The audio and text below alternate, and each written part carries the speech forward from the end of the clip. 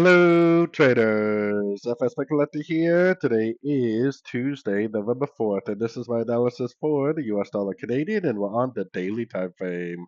So, on the daily time frame, we're pushing up very hard. The fact this moved down right here never was able to break structure, but in fact, it made another higher low. Higher low tells me that this move is all one pattern, maybe still a wave A, maybe just an overlapping corrective pattern. Either way, my next big area of resistance is the 50%. Doesn't have to stop there. It could push up to the 61. It could even push up to the 78. So until the market gives us a reason otherwise, I am definitely still only looking for longs on shorter time frames.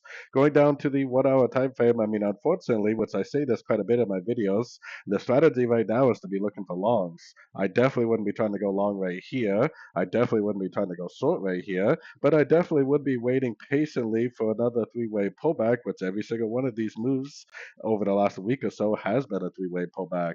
So right now the strategy is to already be long, looking for an exit, or the strategy is to be patiently waiting for another three-way pullback, like some of these previous pullbacks, to start looking for longs again.